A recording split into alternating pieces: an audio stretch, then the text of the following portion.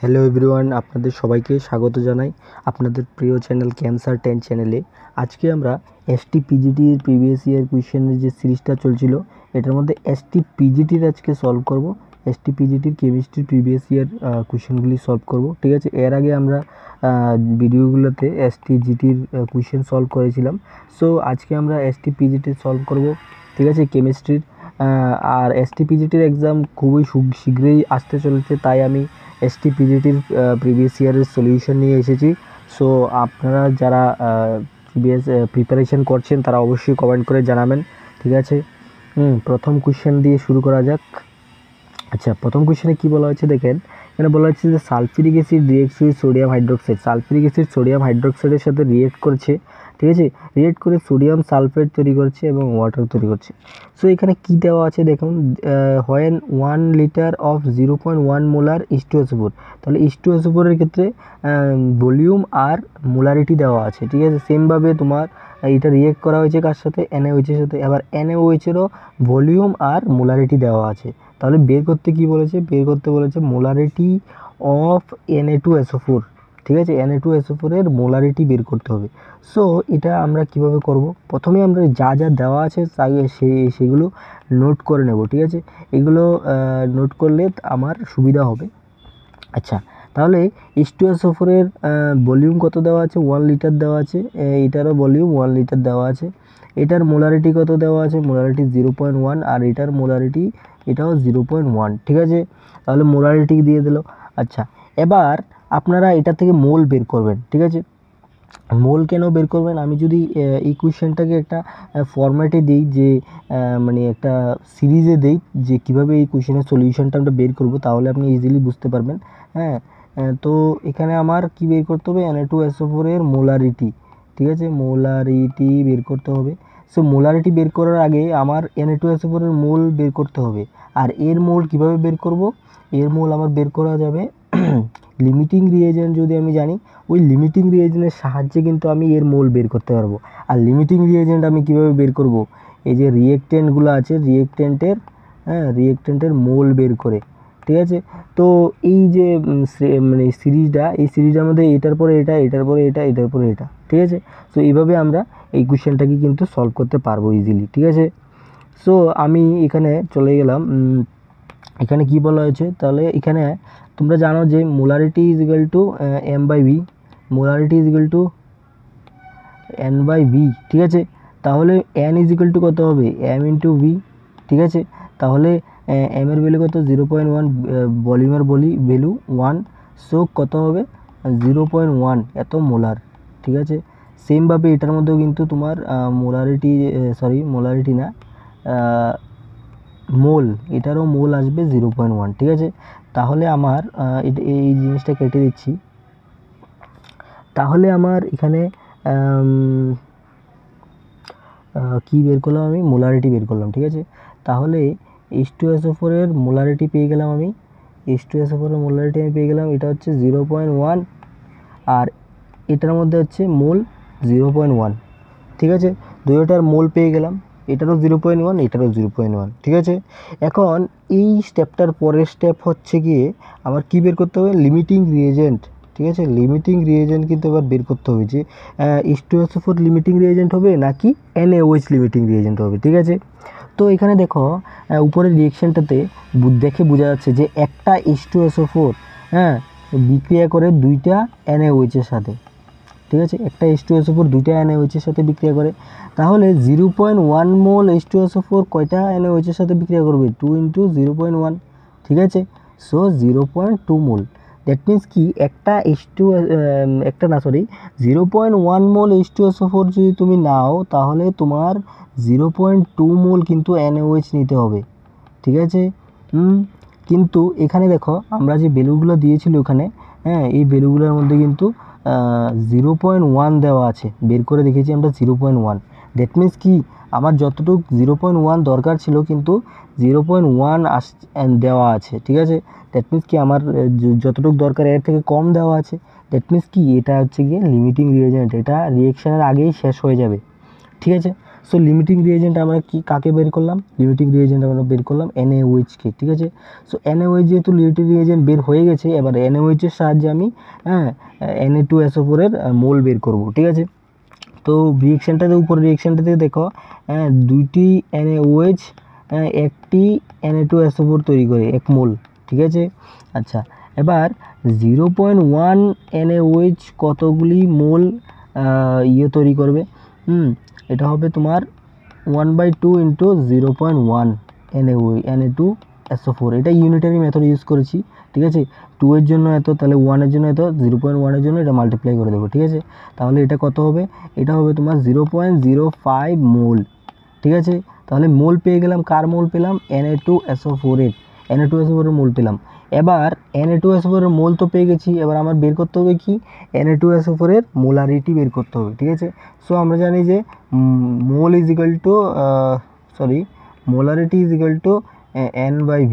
ঠিক আছে, তাহলে আমার মোল জানি আমি বের করব মোলারিটি। সো মোলারিটি হবে N কত, 0.05, আর ভলিউম কত, ভলিউম দেখো উপরে যে রিয়েকশানটা আছে এটার মধ্যে দেখো HCl নেওয়া হয়েছে, H2SO4 নেওয়া হয়েছে 1 লিটার, আর NaOH নেওয়া হয়েছে 1 লিটার। ঠিক আছে, সো একে কত, 1 লিটার প্লাস 1 লিটার 2 লিটার। ঠিক আছে, তাহলে ওভারঅল এখানে 2 লিটার ব্যবহার হয়েছে। সো এখানে কত হবে, 2 লিটার হবে ভলিউমটা, ফাইনাল ভলিউমটা। সো এখানে তোমার আনসার হবে 0.025। সো সঠিক উত্তর হয়ে যাবে অপশান সি। ঠিক আছে, আশা করি এই জিনিসটা তোমরা বুঝতে পেরেছো।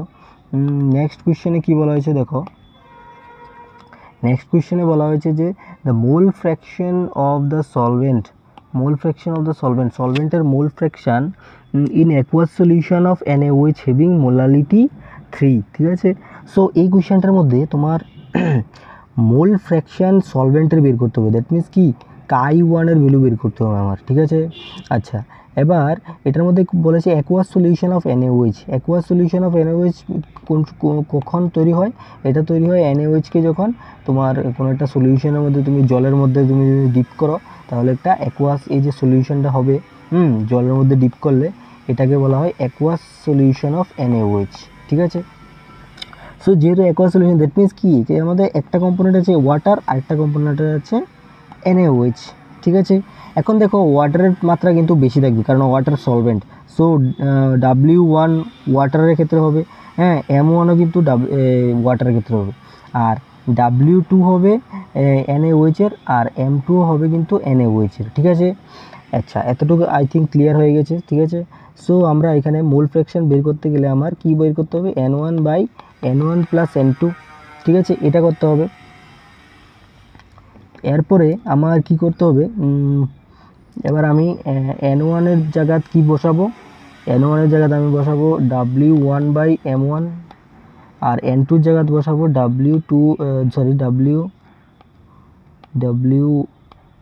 W1/M1 plus W2/M2।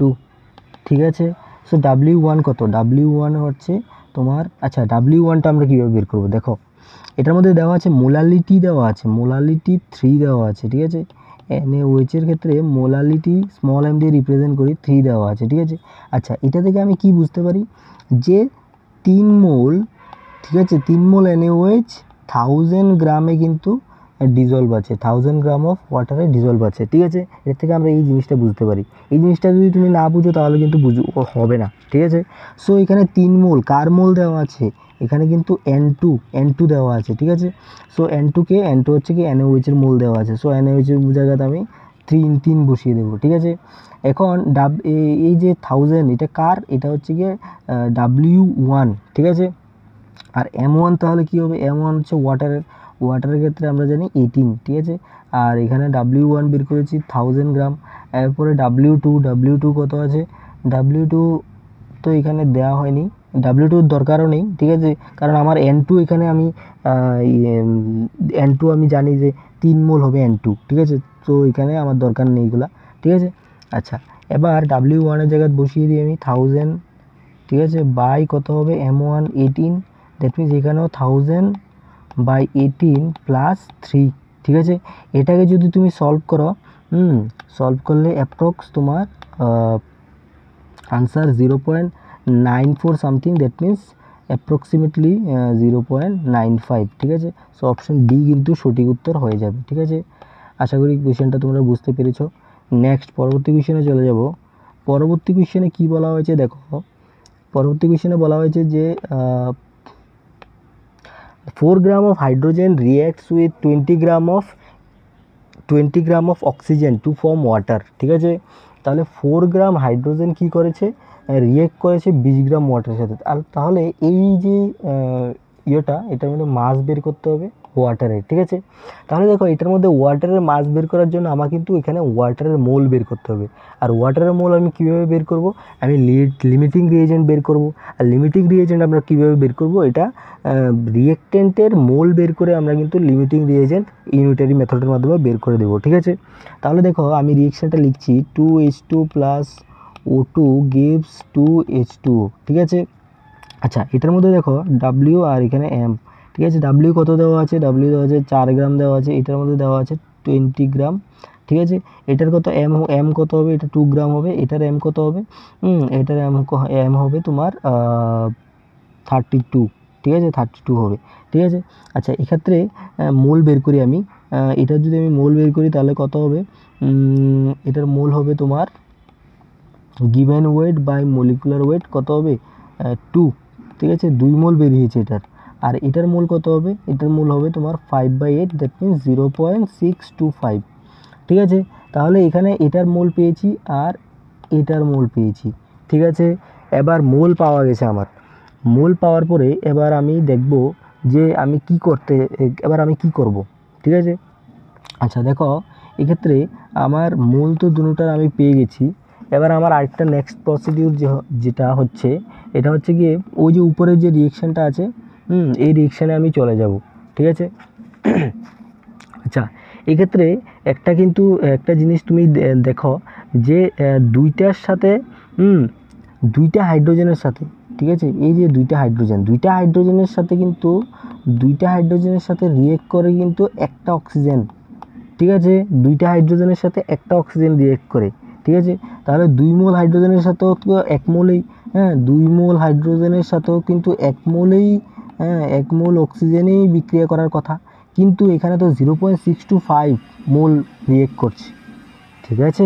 সো এখানে লিমিটিং রিয়েজেন্ট কী হবে, এখানে লিমিটিং রিয়েজেন্ট 1 মোলের কথা ছিল অক্সিজেনের, কিন্তু 1 মোল তো নেই, এখানে 0.625 মোল রয়েছে, ঠিক আছে।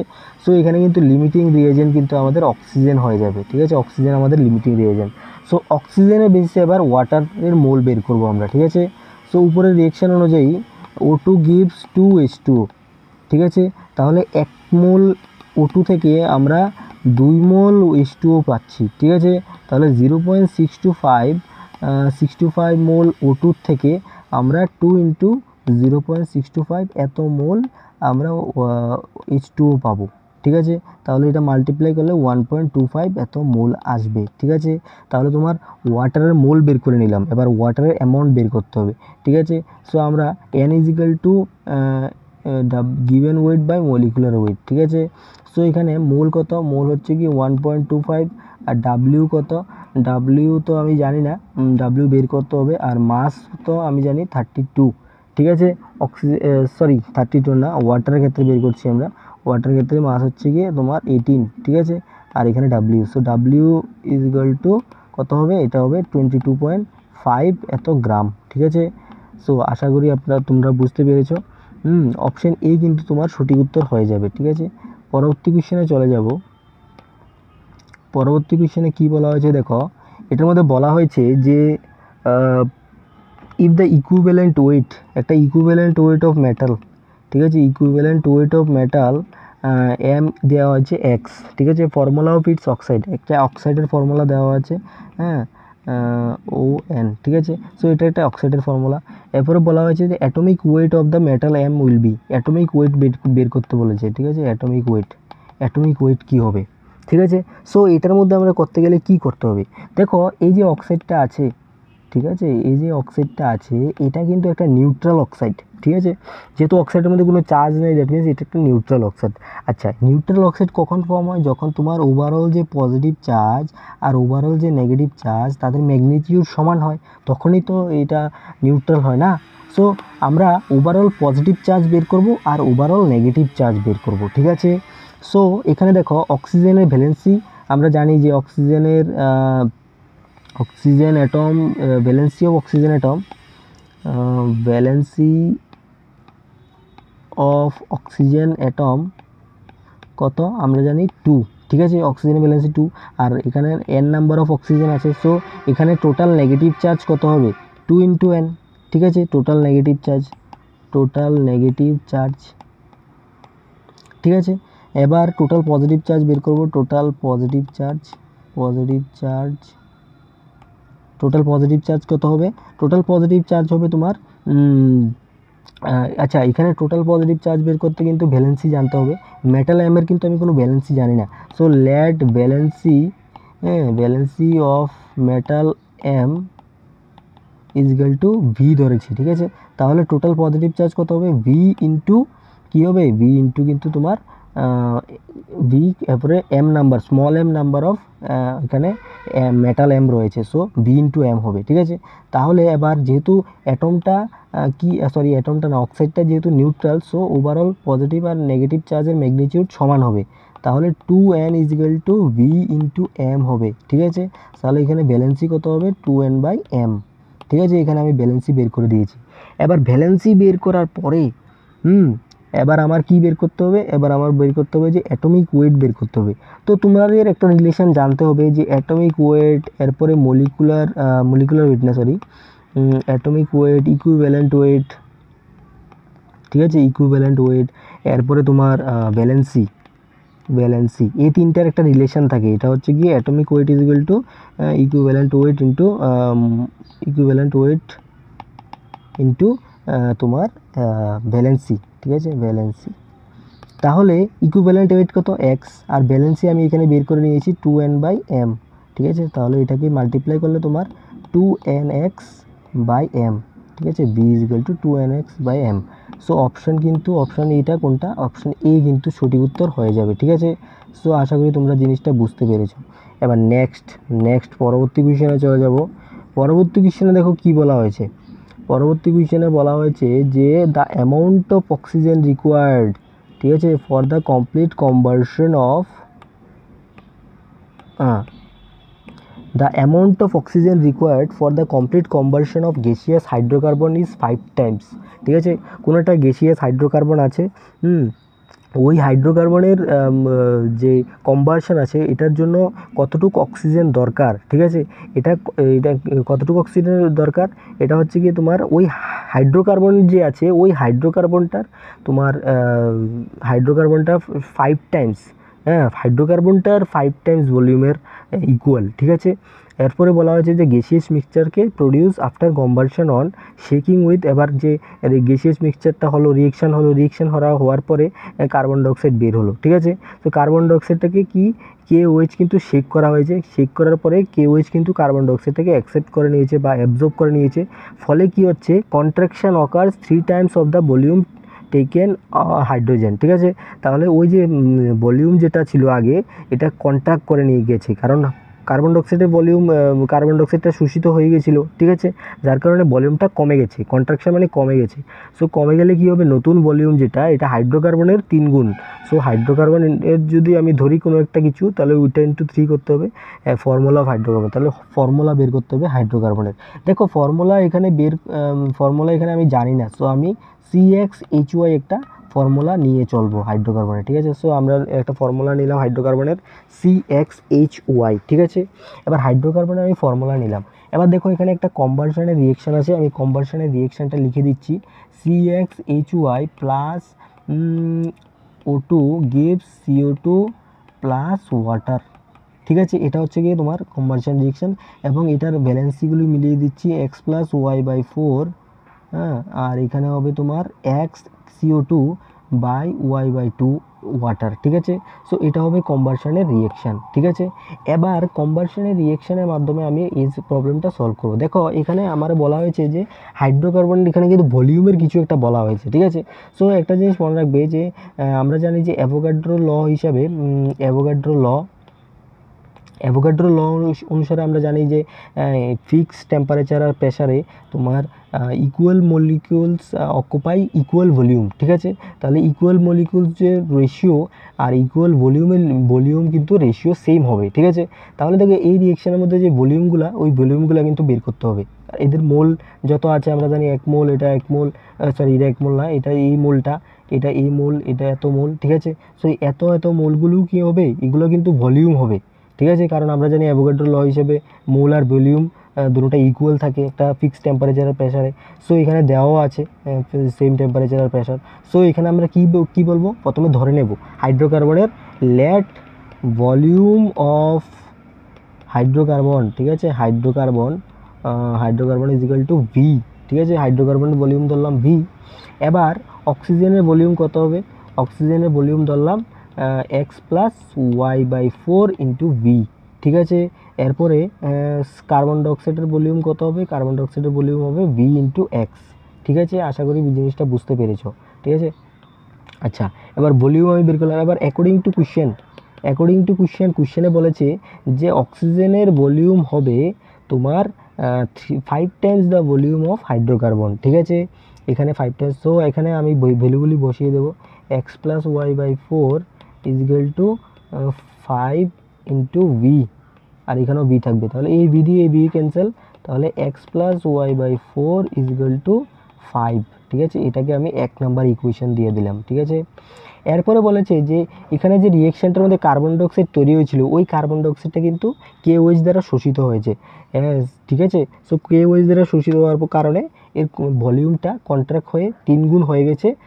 তাহলে কার্বন ডাইঅক্সাইডের যে ভলিউমটা, এটা কি হয়েছে, এটা 3 ইন্টু হাইড্রোকার্বনের কন্ট্রাকশন হয়ে 3 ইন্টু হাইড্রোকার্বনের ভলিউম হয়ে গেছে, ঠিক আছে। সো এখানে ভলিউম অফ কার্বন ডাইঅক্সাইড কী হবে, আমরা জানি যে ভলিউম অফ কার্বন ডাইঅক্সাইড আমরা উপরে ধরেছি Vx, আর এটা হচ্ছে গিয়ে 3V। তাহলে ভি ক্যান্সেল করলে এক্সের ভ্যালু চলে এসেছে x ইজ ইকুয়াল টু 3। তাহলে দেখো CxHy এর মধ্যে আমি এক্সের ভ্যালু পেয়ে গেছি, দ্যাট মিনস C3 কিন্তু HY পাইনি, কিন্তু C3 কিন্তু চলে এসেছে। সো অপশান কিন্তু তোমার C3 দেওয়া একটাই অপশান আছে, সো অপশান সি কিন্তু তোমার সঠিক উত্তর হয়ে যাবে, ঠিক আছে। এটার মধ্যে তাড়াতাড়ি এতটুকু করে তুমি আনসার টিক করে চলে যাবে আগে, কারণ এটাকে যদি তুমি আবার ওয়াই ক্যালকুলেট করতে যাও তাহলে আরও সময় নষ্ট হবে। যদিও ওয়াইটা ক্যালকুলেট করে দেখিয়ে দিচ্ছি, তাহলে x+y/4 ইজ ইকুয়াল টু কত হচ্ছে 5। তাহলে এক্সের ভ্যালু যদি তুমি এখানে 3 বসাও, তাহলে y/4 ইজ ইকুয়াল টু কত হবে, 2 হবে। তাহলে y ইজ ইকুয়াল টু 8। তাহলে ওভারঅল যে আমার ফর্মুলাটা এটা C3H8 আসছে, ঠিক আছে। সো আশা করি জিনিসটা তোমরা বুঝতে পেরেছো। এবার আমরা নেক্সট কোয়েশ্চেন, এর পরের কোয়েশ্চেনটাতে চলে যাব। এর পরের কোয়েশ্চেনে বলা হয়েছে যে কম্প্রেসিবিলিটি ফ্যাক্টর, ঠিক আছে। কম্প্রেসিবিলিটি ফ্যাক্টরের কথা বলা হয়েছে যে কম্প্রেসিবিলিটি ফ্যাক্টর ফর রিয়েল গ্যাসের ক্ষেত্রে কম্প্রেসিবিলিটি ফ্যাক্টর যেটা আছে, দ্যাট মিনস জেড আছে, ওই জেডটা হাই প্রেশারে কী হবে, ঠিক আছে। সো তোমরা জানো যে কম্প্রেসিবিলিটি ফ্যাক্টরকে আমরা জেড দিয়ে ডিনোট করি, ঠিক আছে। আচ্ছা, রিয়েল গ্যাসের কথা বলা হয়েছে। দেখো রিয়েল গ্যাসের ক্ষেত্রে কিন্তু আমরা PV=NR কিন্তু ফলো করে না রিয়েল গ্যাস, ঠিক আছে। ওটা কি ফলো করে, এটা ফলো করে ভ্যান ডার ওয়ালস সমীকরণ, ঠিক আছে। এই ভ্যান ডার ওয়ালস ফর্মুলাটা ফলো করে Vm - B is equal two RT। 1 মোল গ্যাসের ক্ষেত্রে যদি নেই তাহলে RT, ঠিক আছে। সো এই ফর্মুলাটা ফলো করে কে, রিয়েল গ্যাসের ক্ষেত্রে। সো দেখো প্রেশার যখন হাই থাকে তখন কিন্তু ভলিউম কিন্তু অনেক ডিক্রিজ হয়ে যায়, ঠিক আছে। সো ভলিউম যদি অনেক ডিক্রিজ হয়ে যায়, তাহলে এই যে এখানে যে ভলিউমটা অলরেডি অনেক কম আছে, ঠিক আছে, স্কোয়ার করলে আরও কম হয়ে যাবে, এবং ওভারঅল যে টার্মটা এটা কিন্তু টেন্ডস টু 0 বা অনেক কম হয়ে যাবে। পি এর থেকে অনেক কম হয়ে যাবে, ঠিক আছে। সো যার কারণে আমি এই যে টার্মটা এটাকে বাদ দিয়ে দেবো, ঠিক আছে। সো আমরা অ্যাপ্রক্সিমেশন নিয়ে চলবো, Vm - B is equal two RT, ঠিক আছে।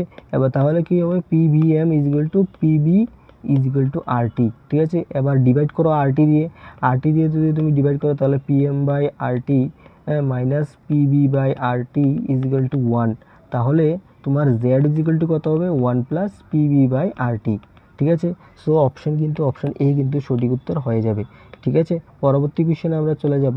এটার মধ্যে কি বলা হয়েছে দেখো, equal weight of methane and hydrogen আর mixed in empty container at 25 degree Celsius. ঠিক আছে, তাহলে দেখো ইকুয়াল ওয়েট বলেছে, তাহলে ইকুয়াল ওয়েট সাপোজ আমি ধরলাম যে ইকুয়াল ওয়েট কত এক্স ধরলাম। ঠিক আছে, তাহলে এক্স ওয়েট, ঠিক আছে, হ্যাঁ কার ওয়েট হবে, এক্স ওয়েট কিন্তু তোমার হাইড্রোজেনের হবে। ঠিক আছে, হাইড্রোজেনের ওয়েট এক্স হবে, আবার মিথেনেরও কিন্তু ওয়েট এক্স হবে। ঠিক আছে, মিথেনের ওয়েট এক্স হবে, হাইড্রোজেনের ওয়েট এক্স হবে। কেন এক্স হবে, কারণ আমি এটাকে ধরে নিয়েছি আর ইকুয়াল ভলিউম বলেছে, সো এর যদি এক্স হয় এরও এক্স হবে। ঠিক আছে, এবার দেখো fraction of total pressure exerted by hydrogen.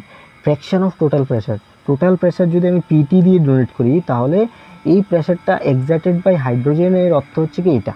ঠিক আছে, তাহলে দেখো এটা বাংলাতে যদি বলি তাহলেও দেখো ইজিলি বুঝতে পারো, মোট চাপের যে অংশটি হাইড্রোজেন প্রদর্শন করে, তাহলে মোট চাপের এই অংশটি কিন্তু হাইড্রোজেন প্রদর্শন করে। ঠিক আছে, তো এটার ভ্যালু বের করতে হবে। তো এটার ভ্যালু আমরা কীভাবে বের করবো, দেখো ডাল্টনের একটা ফর্মুলা আছে পার্শিয়াল প্রেশার বলে, P partial is equal to total pressure into chi of that pressure. ঠিক আছে, তো ওই মলিকুলের প্রেশারটা, ঠিক আছে, ধরো না এটা যদি পিআই হতো তাহলে পিটি ইন্টু এক্সআই এমন হতো ফর্মুলাটা। ঠিক আছে, সো এখানে যেহেতু হাইড্রোজেন আছে, সো আমি এখানে পিআই ধরবো না। ঠিক আছে, হাইড্রোজেনই ধরবো আমি। ঠিক আছে, সো দেখো PH2 বাই পিটি হবে। ঠিক আছে, এখন তুমি বলতে পারো যে আমি মিথেনেরটা কেন কনসিডার করিনি, কারণ মিথেনের কথা বলেনি এখানে। ঠিক আছে, বলেছে যে যে অংশটি হাইড্রোজেনকে প্রদর্শন করে, হাইড্রোজেনের ক্ষেত্রে যেহেতু প্রদর্শন করে হাইড্রোজেনের ক্ষেত্রে নিতে হবে না এটা। যদি মিথেনের প্রদর্শন করতো তাহলে মিথেন নিতে হবে আমি এখানে। ঠিক আছে, সো এখানে কাই H2 এর ভ্যালু বের করবো। কাই H2 এর ভ্যালু কীভাবে বের করবো, NH2 by NH2 plus N methane. ঠিক আছে, সো এটা ভ্যালু কত হবে, এটার ভ্যালু হবে তোমার x/2, আর এটা হবে x/2 প্লাস x/16। x/2 কীভাবে লিখেছি, এটা হচ্ছে কি এক্স হচ্ছে কি গিভেন ওয়েট, ঠিক আছে, হাইড্রোজেনের, আর মলিকুলার ওয়েট কত হাইড্রোজেনের 2। ঠিক আছে, সেমভাবে এটা আচ্ছা এটা একটু সুন্দর করে লিখে দিই, এটা 16। ঠিক আছে, সো এখানে মিথেনের কত গিভেন ওয়েট এক্স, সেমভাবে মলিকুলার ওয়েট 16। ঠিক আছে, সো এটা যদি তুমি সলভ করো তাহলে 8/9 কিন্তু তোমার আনসার চলে আসবে। সো অপশন বি কিন্তু সঠিক উত্তর হয়ে যাবে। ঠিক আছে, আশা করি কোয়েশ্চেনটাও তুমি বুঝতে পেরেছ। ঠিক আছে, নেক্সট পরবর্তী কোয়েশ্চেনে বলা আছে average velocity of ideal gas molecule. Average velocity দেওয়া আছে 0.3। ঠিক আছে, তাহলে 0.3 দেওয়া আছে। দেখো অ্যাভারেজ ভেলোসিটির যে ফর্মুলাটা, ওই ফর্মুলাটা আচ্ছা এখানে কি জানি হলো, আচ্ছা এখানে দেখো সরি ফর দ্য ইন্টারকনভেনশন। ঠিক আছে, সো এটা একটু ল্যাগ করে গেছে। সো দেখো এখানে কি বলা হয়েছে, দেখো দ্য অ্যাভারেজ ভেলোসিটির কথা বলা হয়েছে, average velocity of an ideal gas molecule. হ্যাঁ, এত দেওয়া আছে। ঠিক আছে, দেখো 27 ডিগ্রি সেলসিয়াসে 27 ডিগ্রি সেলসিয়াসে কিন্তু ক্যালভিনে নিলে 300 কেলভিন হয়ে যায়। ঠিক আছে, আর 927 ডিগ্রি সেলসিয়াসকে তুমি যদি কেলভিনে নাও তাহলে কত হবে, তাহলে এটা হবে 1200 কেলভিন। ঠিক আছে, সো আমি কেলভিনে এই আনসারটা বের করবো আমি আনসারটা। ঠিক আছে, সো আমরা জানি যে অ্যাভারেজ ভেলোসিটির যে ফর্মুলাটা ভি অ্যাভারেজ, এটা কত, এটা হচ্ছে গিয়ে তোমার 8RT/πm। এটা কিন্তু তোমার অ্যাভারেজ ভেলোসিটির যে ফর্মুলাটা। ঠিক আছে, সো এখানে আমরা কি বসাবো, এখানে 8 ইন্টু আর এগুলো ফর্মুলার মধ্যে সবগুলো কিন্তু বসাবো না। ঠিক আছে, যেগুলো দরকার ওইগুলোই বসাবো। আর এখানে পাই এম কত, এম জানি না। ঠিক আছে, আর এখানে আছে 0.3। ঠিক আছে, সো এবার দেখো এবার আমি কি করব, এবার আমি কিন্তু বোথ সাইডে স্কোয়ার করে দেবো যাতে রুটটা সরে যায়। ঠিক আছে, তাহলে এখানে কত হবে 0.09 হবে। ঠিক আছে, আর এদিকে কত হবে, এদিকে হবে 8RT, সরি 8RT না, 8R 300/πm। ঠিক আছে, তাহলে এম কত হবে, এম হবে 8R 300/π ইন্টু 0.09। ঠিক আছে, তাহলে এম এর ভ্যালু বেরিয়ে হয়ে গেছে। এবার আমি এই এম এর ভ্যালুটা কিন্তু আরেকটা ফর্মুলার মধ্যে ইউজ করব, যেটার মধ্যে আমার এভারেজ ভেলোসিটি বের করতে বলেছে। তো ওইটার মধ্যে আমি 8RT এর জায়গায় আমি 1200 ডিগ্রি বসাবো, 1200 কেলভিন, আর বাই পাই না সরি, এটা হবে তোমার 8R300 আর উপরে হবে তোমার পাই ইন্টু, সেটা একটু মুছে দিচ্ছি এই জায়গাটা, পাই ইন্টু 0.09, ঠিক আছে। সো এখানে দেখো এইটার ক্যান্সেল, হ্যাঁ, ও এখানে পাই থাকবে, পাই ক্যান্সেল, ঠিক আছে। 3 দিয়ে দিলে 4 টাইমস, তাহলে এটা যদি রুটের ভিতরে থাকবে তোমার 0.036, তাহলে ওভারঅল তোমার আনসার হবে 0.6। দ্যাট মিনস অপশান এ কিন্তু তোমার সঠিক উত্তর হয়ে যাবে, ঠিক আছে। আশা করি কোয়েশ্চেনটা বুঝতে পেরেছ। নেক্সট কোয়েশ্চেনে চলে যাব আমরা। নেক্সট কোয়েশ্চেনে দেখো কি বলা হয়েছে, এটার মধ্যে বলা হয়েছে যে ভিসকোসিটি কোফিশিয়েন্ট ইটা, ভিসকোসিটি কোফিশিয়েন্ট ইটা কীভাবে এসআই ইউনিট বের করো।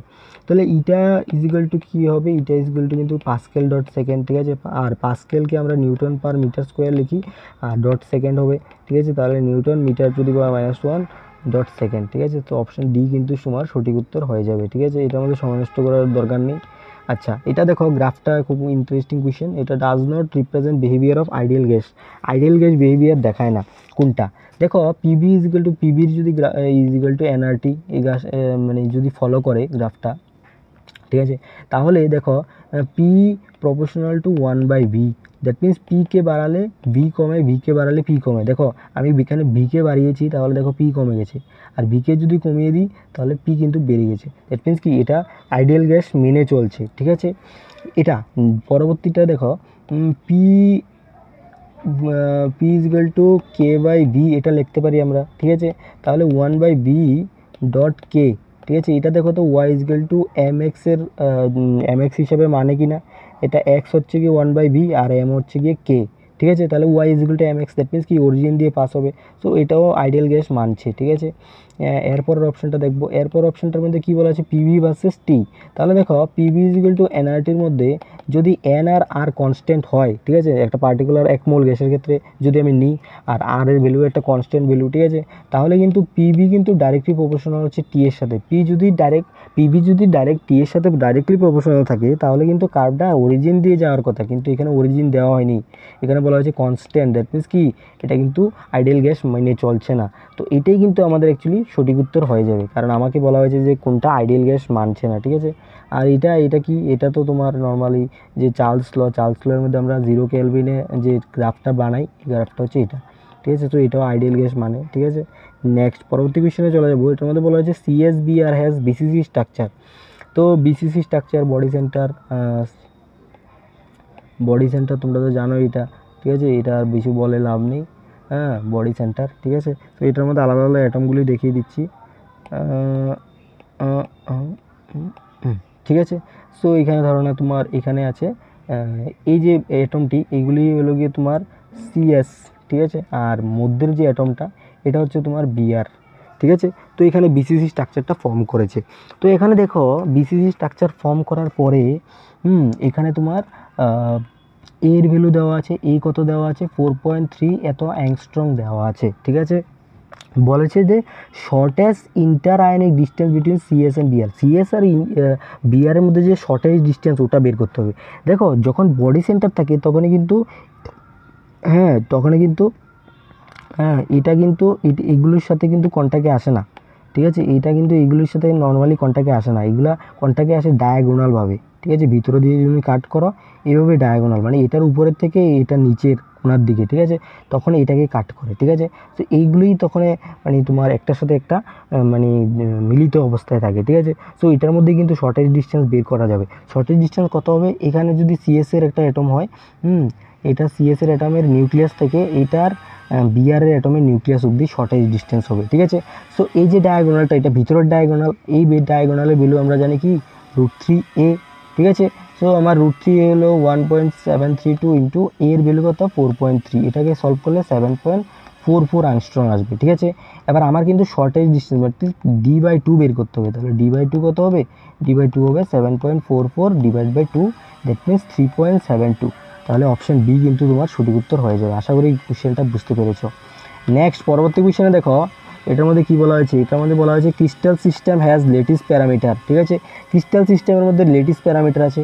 এই যে ক্রিস্টাল সিস্টেমটা, এটা তোমরা ইজিলি জানো যে আমরা ওই সলিড স্টেট চ্যাপ্টারের মধ্যে একটা চ্যাপ্টার আছে, এই চ্যাপ্টারের মধ্যে তোমার একটা টেবিল আছে, টেবিলের মধ্যে 7টা ব্রেভিস ল্যাটিস 14টা ব্রেভিস ল্যাটিস থাকে, হ্যাঁ ওই ক্রিস্টাল সিস্টেমটা কিন্তু তোমার পড়া থাকতে হবে, তাহলে তুমি ইজিলি আনসার করে দেবে। অপশন এ কিন্তু তোমার সঠিক উত্তর হয়ে যাবে। 13 নম্বর কোয়েশ্চেনে দেখো বলেছে যে NaCl এর ব্যাপার হিট করা হয় প্রেজেন্স অফ সোডিয়াম ব্যাপার, এরপরে turn yellow, this is due to the, এটা কিন্তু অ্যাবসেন্টারের ফরমেশনে হয়। এটা আমি দেখিয়ে দিচ্ছি কীভাবে ফর্ম হয়। হ্যাঁ Na+Cl-, এরপরে Na+, ঠিক আছে, এরপরে Cl-, ঠিক আছে, এরপরে এটা হচ্ছে গিয়ে তোমার এটা Cl-, এটা হচ্ছে গিয়ে Na+, এটা হচ্ছে গিয়ে Cl-, এটা হচ্ছে Na+, ঠিক আছে। সো দেখো এটার মধ্যে কি হবে, এটার মধ্যে কি হয়, এই যে ক্লোরিনটা এখান থেকে সরে চলে যায়। কেন সরে চলে যায়? কারণ এখানে সোডিয়াম ভ্যাপার, ঠিক আছে, সোডিয়াম ভ্যাপার কি করে, সোডিয়াম ভ্যাপার এখানে চলে আসে, ঠিক আছে, সোডিয়াম ভ্যাপার